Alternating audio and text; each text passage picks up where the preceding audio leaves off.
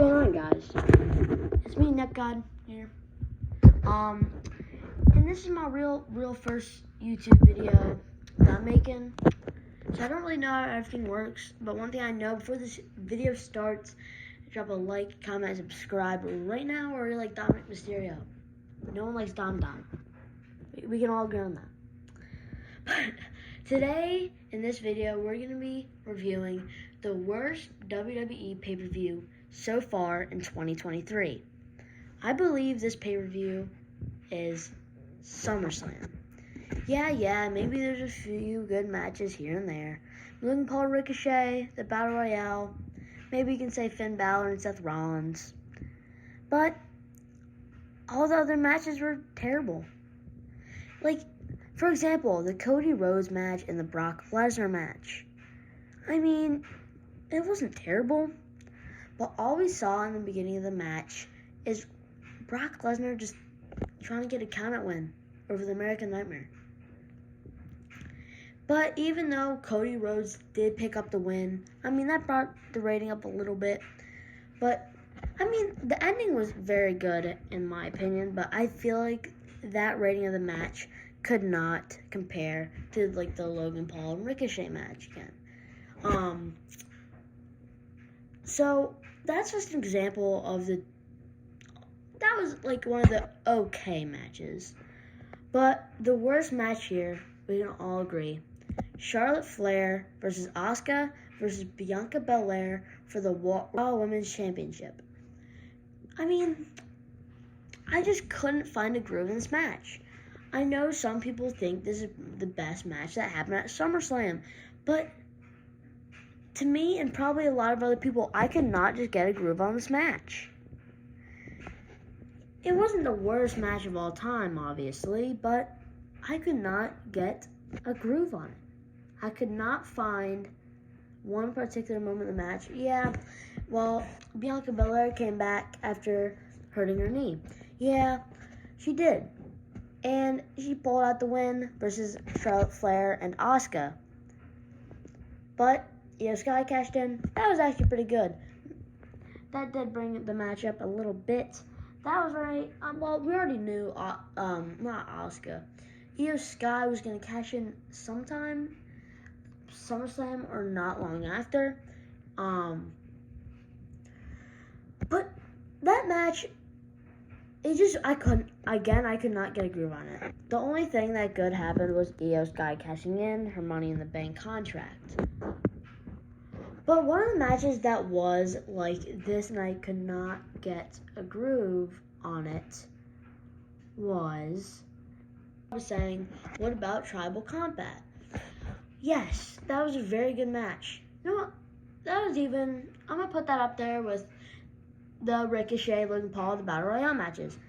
But we all were, I know you guys were, I know I was. We were all screaming for Randy Orton or even Bray Wyatt. Rest in peace, Bray. Like, right now, I want to take this moment of the video to say that we have lost a legend of the WWE Universe, the Fiend, Bray Wyatt. This man was a great man. He was important to all of us in the WWE Universe and the Wyatt family. But now that Luke Harper and Bray are gone, WWE, please sign Eric Rowan. You guys aren't seeing this probably, but all the WWE fans want it. Just sign Eric Rowan. And especially with Nia Jax being back. Why Nia Jax? She has injured many WWE women's superstars, such as Becky Lynch. I think that's it. Because, she's injured way more, but I think that's just the main thing right there. Becky Lynch. She's one of the top WWE superstars. But with Vince controlling that, we had Nia Jax back. Back to what I was saying. Tribal Combat. The return that we got, yeah, it was Jimmy Uso.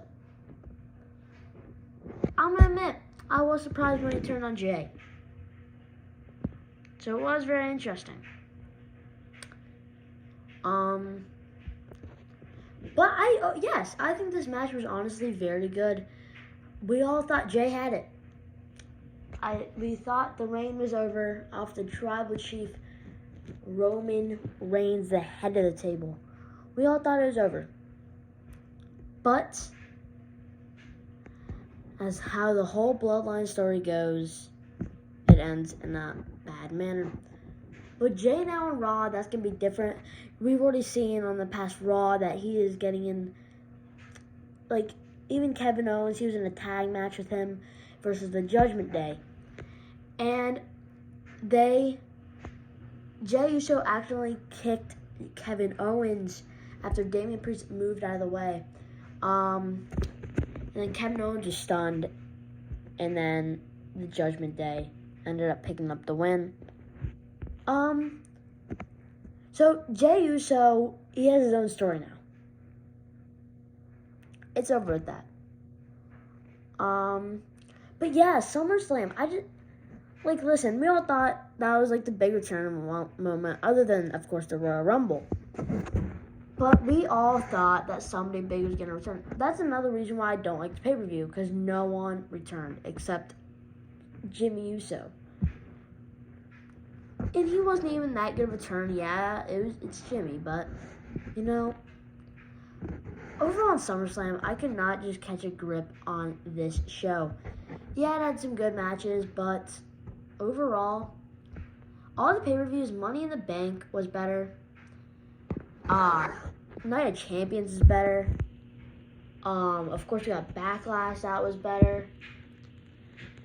And all the other pay-per-views that we've seen this year have been better than SummerSlam.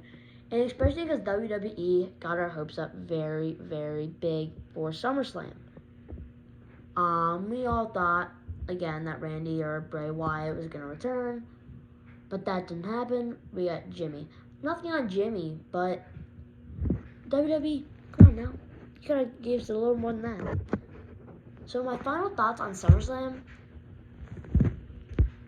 It was a good pay-per-view, but it was disappointing.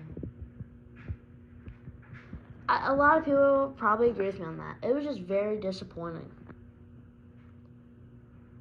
But, yeah, WWE, that's probably the worst pay-per-view we've seen all year.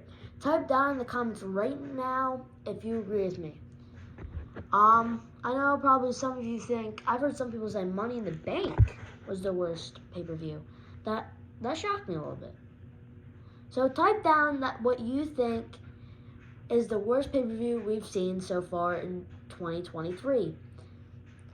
And guys, I know this probably wasn't a great video because it's my first video. I don't really know what to do. It's my real first video.